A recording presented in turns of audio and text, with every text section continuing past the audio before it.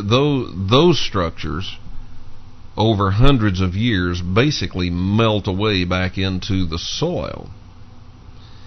But some of their structures, as you've seen, were big, they were massive, they were made out of caliche, which is brick, basically. It's clay, but it hardens into a brick-like substance.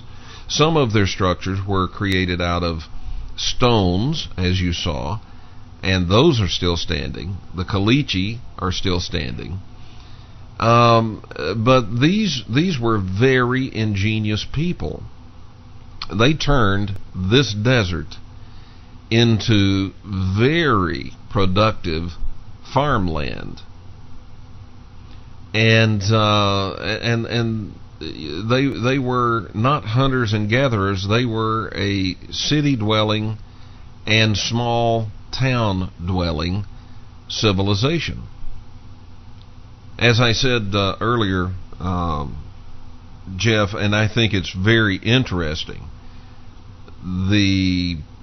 their primary city, the name of it translates to Snake Town. And I think that's very interesting. Yeah, it all boils down to the serpent, you know. Same thing, Quetzalcoatl, Mexico, and the pyramid with the serpent god there. Here's another thing that's interesting about these people. Their language. And even the language spoken today by the Pima, who say that they are descendants of the Hohokam, and maybe they are. That's not absolutely established, but maybe they are. Their language is a dialect of Uto-Aztec. Oh, that's right. Yeah, let's not forget the Aztecs, Kevin. I mean, the Hohokam and the Mayans were here in Phoenix. I mean, look at the Mexican population now. You know, so clearly the Mayans in Mexico had a lot of influence here with the Hohokam. I find Mayan art all over the rocks here on the mountains. Well, and of course the Aztec civilization comes after the Mayan, but in the pictures that I showed, you can see these windows that are T-shaped. Oh, right, yeah. And those T-shaped windows, let me see if I can, for those who are watching our TV channel, you can see T-shaped windows. They're not rectangular, and they're kind of T-shaped. That's right. Now, that is something that you find in the Aztec culture. That's correct. Now, the importance of that would be this. We get told by standard establishment archaeology that, and paleontology, that the first Native Americans came across a land bridge that no longer exists across what is, we call it the Bering Strait. And they would have first arrived in the very northern extremes, Alaska, northern Canada, that area. And then they began to migrate down into the rest of what is today Canada and the United States, and eventually migrate down into Mexico and continue to migrate further and down into Central America and then South America. That is the progression that we are given by standard archaeology today. However, the most advanced civilizations among all the peoples in the Americas, the most advanced civilizations obviously are the oldest ones. They had longer to advance. And they're in South America. They're not in North America, they're in South America. And here we have the Hohokam speaking a dialect of Uto-Aztec. It would seem to me to be reasonable, based upon the linguistics, that they migrated from the south up into this area, not the other way around. It would seem that they came from either Central or South America and up into this area. since they are using the language of the Aztecs, or a dialect of it. And why would that be important? Well, because the Aztec, the Maya, the Inca, all of those people in their art that they left behind, and in artifacts that have been found in their ruins and ruins of their civilization, there is indication that they did have contact, that they were trading with these other nations that are on the other side of the world.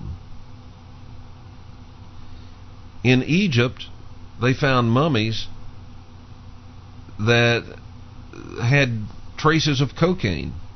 Well, where does cocaine come from? South America. You follow what I'm saying?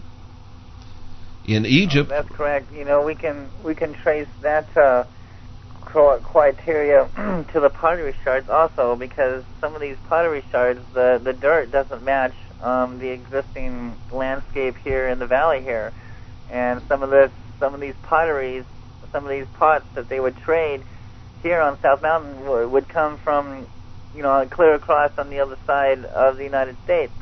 So this was a hot spot. Phoenix was a major hot spot for not only trading, but for spiritual belief and sacrifice. So this was a mountain of mercy, Mount Sepoa. That's what they used to call South Mountain, Mountain of Mercy. And they would take their prisoners here, and they would literally sacrifice them for the gods, for, in my opinion, these Phoenix Lights. So. All right, now, Jeff, human sacrifice is something that lots and lots of people really didn't want to believe was going on with the Mayan, the Inca, the Aztec, and yet now we know for sure it was. That's right. We know for sure it was.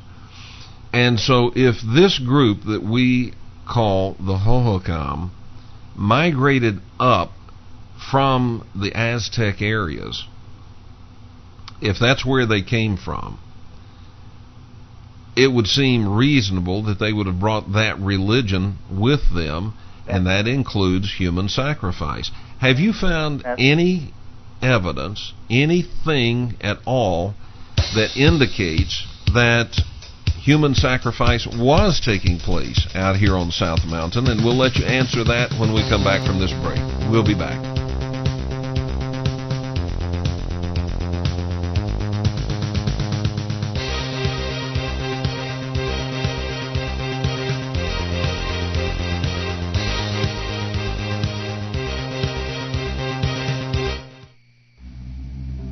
Because you believe that the possibility exists, because you think it's possible that there is life on other planets, some type of life on other planets, and then they come along with, oh, so you believe in little green men. That's just idiocy. I mean, you know, that kind of, when I hear that, I truly, folks, have to exercise extreme restraint, because I'd like to just launch this idiot.